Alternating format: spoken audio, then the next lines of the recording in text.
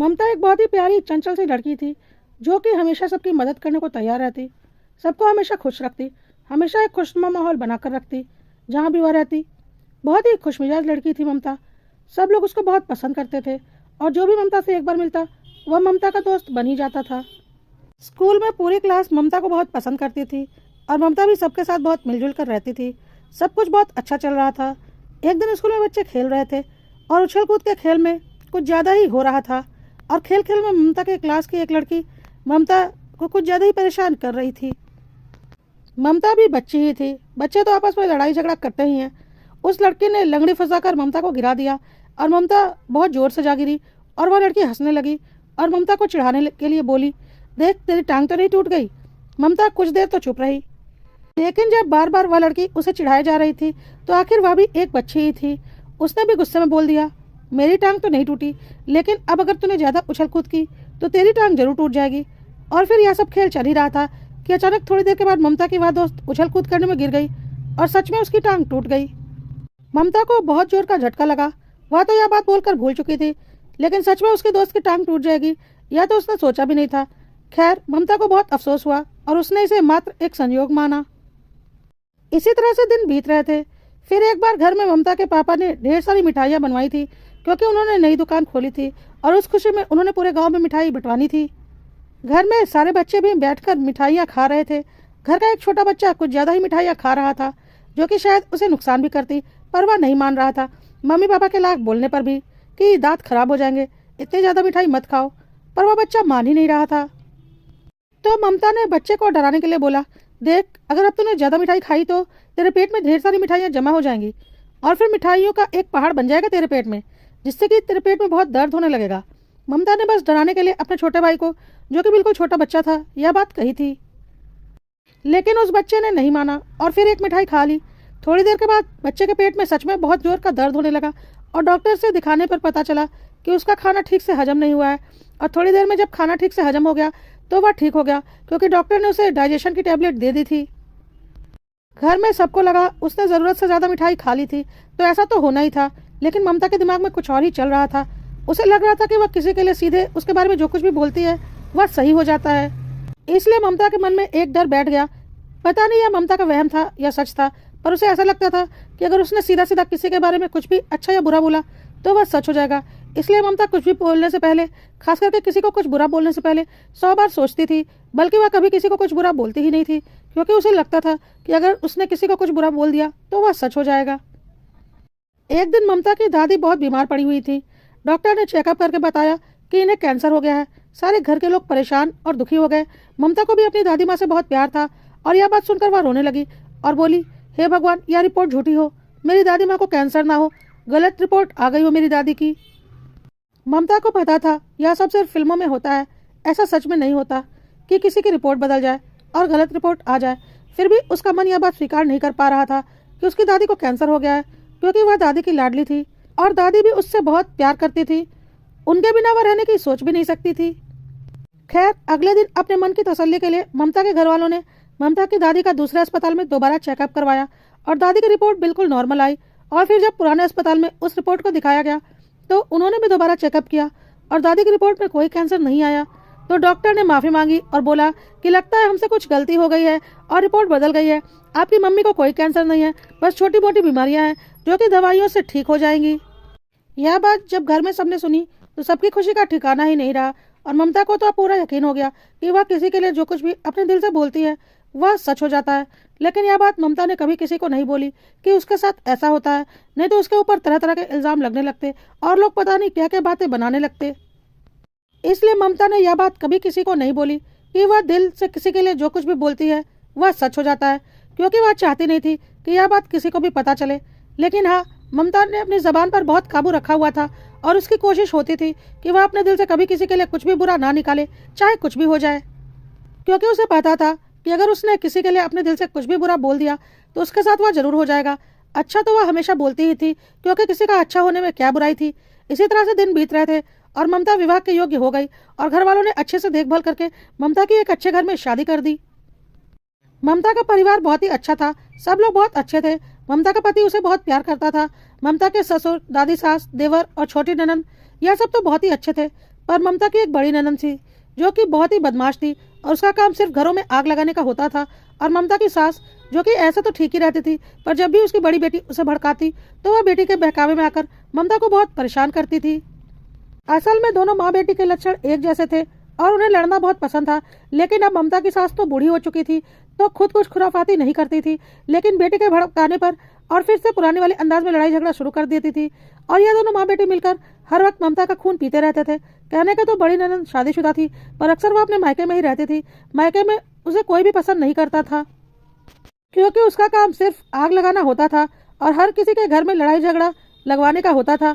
ससुराल में भी उसका यही हाल था और ससुराल में भी उसे कोई खास पसंद नहीं करता था, उसके पति और बच्चे भी नहीं। इसलिए अक्सर वो अपने मायके में ही रहती थी और ममता के सास के लक्षण भी अपनी बेटी से काफी कुछ मिलते जुलते थे। दोनों माँ बेटी मिलकर ममता को बहुत ही परेशान करती थी, लेकिन ममता के बाकी ससुराल के सदस्य इतने ज्यादा अच्छे थे कि ममता इन दोनों पर ध्यान ही नहीं देती थी, क्योंकि ममता का पति हर कदम पर ममता का साथ देता था। तो चाहकर भी ममता की सास और बड़ी ननद ममता का कुछ भी नहीं बिगाड़ पाती थी। इसी तरह से दिन गुजर रहे थे। ममता अपने ससुराल में सबकी लाडली बनती जा रही थी और उसके देवर और छोटी ननद तो ममता के ऊपर जान छिड़कते थे। सब कुछ अच्छा चल रहा था। सास और बड़ी ननद हमेशा कोशिश में रहते ममता से लड़ाई करने की, लेकिन ममता शांत स्वभाव की थी और उसने अपने जबान पर शुरू से काबू पा रखा था कि उसे किसी के बारे में अपने दिल से कुछ भी बुरा नहीं निकालना है। इसलिए वह कभी किसी से नहीं लड़ती थी और ना ही चाहती थी कि उसके दिल से कभी कुछ भी बुरा निकले और किसी का बुरा हो जाए। हाँ, अच्छी बात वह सबके बारे में किया ही करती थी। अब यह बात सच थी या गलत, लेकिन ममता के मन में यह बात पूरी तरह से बैठी थी कि अगर वह दिल से किसी के लिए भी बुरा बोलेगी तो वह सच में हो जाएगा। समय के साथ ममता माँ बन चुकी थी। उसने एक बेटी को जन्म दिया था। घर में सब खुश थे। सास ननद ने एक दो बार ताना भी मारा था कि हुई भी तो बेटी, लेकिन ममता को इससे कोई फर्क नहीं पड़ता था क्योंकि ममता की दादी सास, पति, ससुर, देवर और छोटी ननद और खुद ममता बहुत खुश थे। ममता के बच्चे पर सब जान छिड़कते थे। ममता को अब तक समझ में आ चुका था कि उसकी सास और ननद को कोई काम नहीं है। उनका काम सिर्फ घर में लड़ाई झगड़ा करना है और कुछ भी करके घर में कलह करना है। इसलिए ममता उनकी बातों को एक कान से सुनकर दूसरे कान से निकाल देती थी। ऐसे ही दिन बीत रहे थे। ममता की बेटी लगभग 3 साल की हो चुकी थी और घर में सबकी लाडली थी। ममता ने भी सबको धीरे धीरे अपना बना लिया था। सास और बड़ी ननद का अभी तक वही हाल था, लेकिन ममता उन पर ध्यान ही नहीं देती थी, बल्कि अपने फर्ज पूरे करती रहती थी। वह उनके लिए भी कभी बुरा नहीं बोलती थी, भले ही वह उसे कितना भी बुरा भला बोले। ममता ने अब दूसरा बच्चा करने की सोची और कुछ समय के बाद ममता ने दूसरे बच्चे को जन्म दिया। वह भी एक बेटी ही थी। अब बेटा हो या बेटी, इंसान के खुद के हाथ में तो होता नहीं है। इसलिए ममता और उसका पति और घर के सारे सदस्य खुश थे, क्योंकि अब आज के जमाने में बेटा और बेटी में कोई खास फर्क नहीं पड़ता। बेटा और बेटी दोनों बराबर हो चुके हैं और दोनों पढ़ते लिखते हैं तथा घर की जिम्मेदारियां भी उठाते हैं। इसलिए ममता और उसके पति को कोई दिक्कत नहीं थी, बल्कि उन्होंने तय कर लिया था कि अब उन्हें और बच्चे नहीं करने, 2 बच्चे ही काफ़ी हैं। घर के बाकी सदस्य भी खुश थे। चाहा तो सबने था कि एक बेटा हो जाए और ममता का भी परिवार पूरा हो जाए, लेकिन अब भगवान को जो मंजूर था। ममता और उसके पति ने बोला, आजकल महंगाई के ज़माने में 2 बच्चे पालना ही मुश्किल है, तो तीसरे के बारे में तो हम सोच भी नहीं सकते।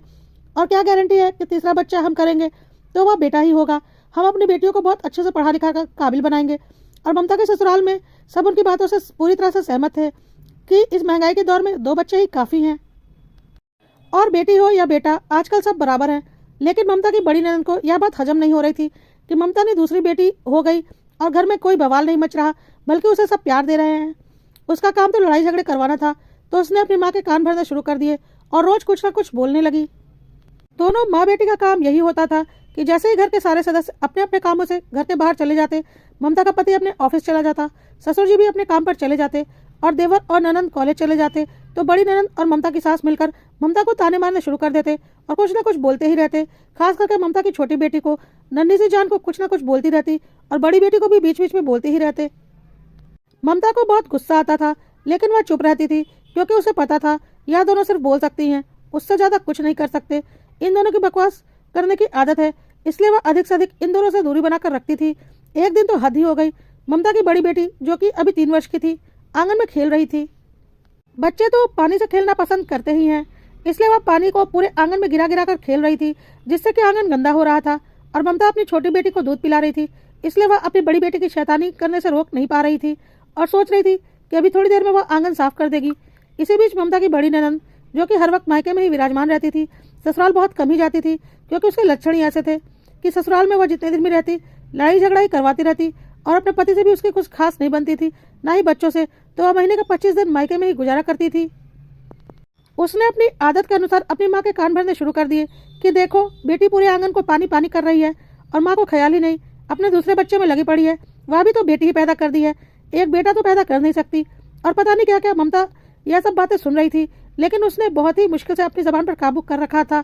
और ममता की सास भी काफी कुछ उल्टा पुल्टा उसकी दोनों बेटियों के बारे में बोले जा रही लेती थी, पर अपनी बेटियों के लिए सुनना उसे बिल्कुल गवारा नहीं था। इसलिए उसने एक दो बार कड़े शब्दों में बोला कि मुझे जो कुछ भी बोलना है आप दोनों बोलिए, लेकिन मेरी छोटी बच्चियों को इसमें मत घसीटिए और ना ही मेरी बच्चियों के लिए कुछ बोलिए। आपको कोई हक नहीं है मेरे बच्चों के बारे में कुछ भी बोलने का। लेकिन वह दोनों माँ बेटी कहाँ रुकने वाली थी। ममता ने जब अपनी तरफ से कड़े शब्दों में विरोध किया तो ममता की सास और भी ज्यादा बुरे तरीके से ममता की दोनों बेटियों को कोसने लगी। ममता को बहुत जोर का गुस्सा आ रहा था, लेकिन उसने अपनी जबान पर काबू रखा हुआ था और बोलते बोलते ममता की सास इतना नीचे गिर गई कि उन्होंने बोल दिया, एक तो बेटा पैदा नहीं कर सकी, छाती पर मूंग दलने के लिए एक और बेटी लाकर रख दिया, इससे तो अच्छा हो तेरी यह बेटी मर जाए। इतनी बड़ी बात ममता को अपने कानों पर यकीन नहीं हुआ। ममता ने सपने में भी नहीं सोचा था कि उसकी कोई दादी अपनी पोती के लिए इस तरह के शब्द बोल सकती है। ममता की भी दादी थी जो कि उसके ऊपर जान छिड़कती थी, और यहाँ उसके बच्चियों की दादी इतने गंदे शब्द अपनी सगी पौत्रियों के लिए इस्तेमाल कर रही थी। ममता को यकीन नहीं हुआ और ममता बर्दाश्त नहीं कर पा रही थी इतने गंदे शब्द अपनी बच्चियों के लिए, ऊपर से एक दूधमुही बच्ची जिसने कि अभी धरती पर आए कुछ दिन ही हुए हैं, 1 महीना भी पूरा नहीं हुआ है। और ममता की ननद खड़ी होकर हंस रही थी कि देखो मैंने अपनी माँ को कितना काबू में कर रखा है और वह तुम्हें और तुम्हारे बच्चों को कितना कुछ बोल सकती है। ममता को अपनी ननद का चेहरा देखकर और जोर का गुस्सा आया कि कितनी नीच औरत है, खुद भी एक माँ है और दूसरे की बच्चियों के बारे में ऐसे शब्द। और अपनी सास का चेहरा देखकर उसे और जोर का गुस्सा आया। तब तक उसकी सास ने दोबारा वही शब्द बोल दिए कि अपनी बच्ची को संभाल नहीं सकती तो भगवान से बोल तेरे बच्चों को उठा ले, कम से कम 2 बेटियों का बोझ तो इस घर से कम हो जाएगा, बेटा तो तू जन नहीं सकी। यह बात एक दादी अपनी पोतियों के बारे में बोल रही थी जो कि खुद भी एक माँ थी और 2 बेटियों की भी माँ थी। लेकिन अपने जबान पर थोड़ा भी काबू नहीं था उसे।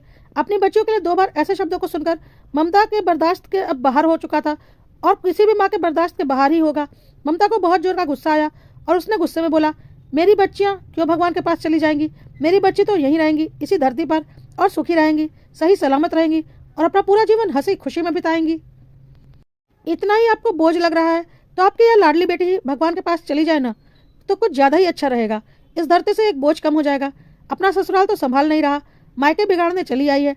ममता बहुत गुस्से में थी क्योंकि बहुत ही गंदे शब्द उसकी सास ने उसकी बच्चों के लिए बोले थे और आज उसने अपनी जबान पर काबू खो दिया था और उसने यह शब्द अपनी बड़ी ननद के लिए बोले क्योंकि यह सब उसी का किया धरा था और उसे बहुत गुस्सा आ रहा था।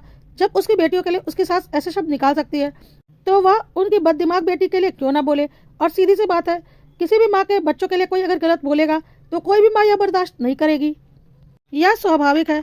गुस्से में यह सब कुछ बोलकर ममता अपने कमरे में चली गई अपने दोनों बच्चों को लेकर और जोर से दरवाजा बंद कर लिया। ममता ने पहली बार अपनी सास और बड़ी ननद को जवाब दिया था, वह भी इस अंदाज में। ममता की बड़ी ननद को पहली बार लगा था कि अगर उसने अब ज्यादा खुराफाती की तो मायके में भी उसका चढ़ना बंद हो जाएगा, इसलिए वह बहाना बनाकर अपने ससुराल चली गई क्योंकि उसे यह भी लग रहा था कि अगर यह बात ममता ने अपने पति और ससुर को बता दी तो उसकी खैर नहीं। ममता की सास को भी यह बात पता थी कि अगर ममता ने यह बात घर में बोल दी सब उसका और उसकी बेटी का अच्छा खबर लेंगे, इसलिए वह भी चुपचाप अपने कमरे में चली गई। और यह तो शुक्र था कि ममता की दादी सास को कम सुनाई पड़ता था, इसलिए उन्होंने कुछ सुना नहीं था, नहीं तो वह तो उसी वक्त तांडव मचा देती। और ममता की सास ने सोचा कि अब कुछ दिन चुप रहने में ही भलाई है ताकि यह बात यहीं पर खत्म हो जाए। और उसे ऐसा भी लग रहा था कि उसने सच में कुछ ज्यादा ही बोल दिया अपनी बेटी के बहकावे में आकर। और आज ममता ने जब पहली बार जवाब दिया तो उसे यह भी एहसास हो गया कि जो बहू आज तक जवाब नहीं देती थी आज उसने हद पार कर दी तो उसे भी जवाब देना पड़ा। खैर इसी तरह से दिन बीत गए और यह बात लगभग सब भूल गए। यह बात वैसे भी किसी ने सुनी नहीं थी, सिर्फ ममता और उसकी बड़ी ननद और सास जानते थे। और ममता की सास और ननद तो यह बात भूल भी चुकी थी कि ममता ने क्या कहा था। लेकिन ममता के मन में यह बात कहीं ना कहीं थी कि उसने गुस्से में अपने दिल से ऐसी बात निकाल दी जो कि कभी किसी के लिए नहीं निकालना चाहती थी वह। और ममता को बहुत डर लग रहा था कि सच में कहीं कुछ ऐसा ना हो जाए। लेकिन ममता ने सोचा अगर कुछ ऐसा हो भी जाता है तो उसकी क्या गलती, उसने जानबूझकर तो कुछ नहीं बोला और ना ही उसके बोलने से ननद को कुछ भी हो जाएगा। दुनिया की सच्चाई तो यह है कि जिसका जितने दिनों का जीवन होता है वह उतने दिन ही इस धरती पर रहता है। और ममता ने अपने दिल से यह बात निकालने लगी। 1 महीना बीत चुका था और ममता की बड़ी ननद इस बीच एक बार भी मायके नहीं आई क्योंकि वह समझ चुकी थी कि अब इस घर में उसकी दाल नहीं गलने वाली, क्योंकि ममता का मुंह अब खुल चुका है और जब ननंद घर में नहीं रहती तो सास भी शांति से रहती, क्योंकि सारा कलह तो ननंद ही अपनी माँ को चढ़ाकर करवाती थी। सब कुछ बहुत अच्छा चल रहा था। एक दिन सुबह सुबह ननंद के ससुराल से खबर आई कि ममता की बड़ी ननंद को हार्ट अटैक आया है और वह अस्पताल में भर्ती है, बहुत ही सीरियस कंडीशन में है। डॉक्टर ने लगभग जवाब दे दिया है और वह नहीं बचने वाली, अब कुछ घंटों की ही मेहमान है। सुनकर ममता के ससुराल में सब परेशान हो गए और तुरंत अस्पताल की तरफ भागे। ममता की सास तो बिल्कुल रोने लगी कि मेरी बेटी को हार्ट अटैक कैसे हो गया, कहीं उसे कुछ हो ना जाए। और सब लोग अस्पताल की तरफ जा चुके थे। ममता की 2 छोटी बच्चियां थीं और एक तो बिल्कुल 1.5-2 महीने की थी, तो वह अस्पताल नहीं गई क्योंकि वह 2 छोटे बच्चों को लेकर कहाँ जाती। लेकिन ममता के दिमाग में यह बात आ गई कि उसने उस दिन गुस्से में बोला था कि आपकी बेटी ही मर जाए, और उसे यह बात पता थी कि उसका बोला सच हो जाता है। ममता की ननंद की सास तो अभी चल रही थी, लेकिन ममता को बहुत अच्छे से पता था कि वह नहीं बचेगी और ममता बहुत डर गई कि कहीं उसकी वजह से उसकी ननंद को कुछ हो ना जाए। लेकिन ममता को पता था कि उसने जानबूझकर ऐसा नहीं किया था, उन लोगों ने मजबूर कर दिया था उसे ऐसा बोलने के लिए। लेकिन फिर भी ममता दिल की बहुत अच्छी थी, तो वह सीधा भगवान के मंदिर में गई और हाथ जोड़कर भगवान से बोलने लगी, ईश्वर, मैं जानती हूँ मेरा दिल से बोला हुआ हर बात सच हो जाता है, यह मैंने बचपन से देखा है। लेकिन उस दिन मैंने बहुत गुस्से में वह बात अपनी ज़बान से निकाल दी थी, क्योंकि मैं बहुत ज़्यादा दुखी थी उन माँ बेटी की बातों से। लेकिन अब मेरा गुस्सा शांत हुआ, तो मैंने यह कभी नहीं चाहा। मुझे बहुत अच्छे से पता है ईश्वर कि अब मेरी ननंद नहीं बचने वाली, लेकिन मैं आपसे प्रार्थना करती हूँ, अपने दिल से प्रार्थना करती हूँ कि हे ईश्वर, मेरी ननंद को ठीक कर दीजिए, उनके जान की रक्षा कीजिए। मैं नहीं चाहती कि मैं अपने सर पर यह इल्ज़ाम लेकर एक ग्लानि के साथ जिंदा रहूं और अपने आगे की ज़िंदगी गुजारूं कि मैंने किसी को कुछ बोल दिया और वह हो गया। नहीं तो मुझे ऐसा लगेगा कि मैंने ही अपनी बड़ी ननंद की जान ले ली। ममता ने बिल्कुल दिल से भगवान से प्रार्थना की थी। पहली बात भी गुस्से में ममता के दिल से निकली थी और दूसरी बात भी ममता ने दिल से बोली थी। इसलिए कुछ समय के बाद शायद ममता की ननंद मर जाती, लेकिन वह बच गई क्योंकि ममता ने दिल से अपने ननंद के ठीक होने के लिए प्रार्थना की थी और बोला था, मुझे पता है कि वह ठीक हो जाएगी, इस हार्ट अटैक से वह नहीं मरने वाली, बल्कि अभी तो उनकी ज़िंदगी और बची है। ममता ने अपने दिल की गहराइयों से यह सारी बातें बोली थी क्योंकि उसे पता था उसका बोला तो सच होता है। खैर, अस्पताल में ममता की ननंद की जान बच चुकी थी, पर डॉक्टर ने उसे काफ़ी हिदायतें दी थी उन्हें आगे की ज़िंदगी के लिए, और सब लोग अस्पताल से घर आ चुके थे। ममता ने जब सुना कि उसकी ननंद की जान अब खतरे से बाहर है, तो वह फिर से मंदिर गई और भगवान के आगे हाथ जोड़कर बोला, ईश्वर, आपने मेरे ऊपर एक बहुत बड़ा कलंक लगने से बचा लिया। ममता को नहीं पता था कि उसके बोले से कुछ होता है या नहीं, पर उसके बचपन से आज तक जो कुछ भी अनुभव किया था उससे तो उसे यही लगता था कि यदि वह अपने दिल की गहराइयों से किसी के लिए कुछ भी शब्द निकालती है तो वह हो जाता है। जैसे दिल की गहराइयों से उसने अपनी ननंद की मौत की दुआ की थी और वह मरने की कगार पर थी, और फिर उसने अपने दिल की गहराइयों से ही उसके ठीक होने की दुआ की और वह ठीक हो गई। लेकिन एक हार्ट पेशेंट के रूप में ही उसे अपने आगे की सारी जिंदगी गुजारनी थी, वह एक सामान्य जीवन नहीं जी सकती थी। खैर, ममता की ननंद अब ठीक होकर घर आ चुकी थी और ममता भी अब शांत थी कि चलो, अब उसे एक आत्मग्लानि के साथ आगे की जिंदगी तो नहीं जीनी पड़ेगी कि उसने किसी की जान जाने की बद्दुआ दे दी थी। इधर ममता की सास को भी आज वह दिन दोबारा याद आ गया जब उसने अपनी पोतियों के मरने की दुआ मांगी थी, और आज जब अपनी बेटी की जान पर बात आई तो ममता की सास का कलेजा कांप गया था और उसे समझ में आ गया था कि अपनी संतान के लिए ये सब सोचकर भी कैसा लगता है। उसने किसी और की संतान, यानी कि अपनी बहू की संतान, जो कि उसकी पोतिया भी थी, उनके लिए इतना बुरा कैसे बोल दिया। आज ममता की सास को अपनी गलतियों का एहसास हो रहा था। वह ममता के पास गई और ममता से बोली, बेटा, मुझे माफ़ कर दे, उस दिन मैंने तेरी बच्चियों के बारे में बहुत बुरा बोला था। मैंने तो बस गुस्से में बोल दिया था और सोचा भी नहीं था कि मैं क्या बोल रही हूँ। लेकिन आज जब मेरी बेटी की जान पर आफत आई तो मुझे समझ में आया कि अपनी बच्चियों की जान एक माँ के लिए क्या होती है। मुझे माफ़ कर दे बेटा, अब गलती से भी मेरे मुंह से ऐसी कोई बात नहीं निकलेगी। और यह दोनों तो मेरी पोतियाँ हैं, मेरे बेटे की बेटी, यह दोनों तो मेरी जान है। कहकर ममता की सास ने दोनों बच्चियों को गोद में उठा लिया। ममता खुश थी कि चलो, किसी बहाने मेरी सास के व्यवहार में सुधार तो हुआ और उन्हें अपनी माँ बेटी के रिश्ते का एहसास तो हुआ। जैसे कि वह और उनकी बेटी है, वैसे ही दूसरी माँ और उनकी बेटियों का रिश्ता भी होता है। ममता की ननंद भी अब मायके आना काफ़ी कम कर चुकी थी। अब तो वह एक हार्ट पेशेंट बन चुकी थी, तो ससुराल में भी शांति रहती थी, क्योंकि उसे पता था अब ज़्यादा कुछ खुराफाती की तो उसकी अपनी ही जान पर आफत है।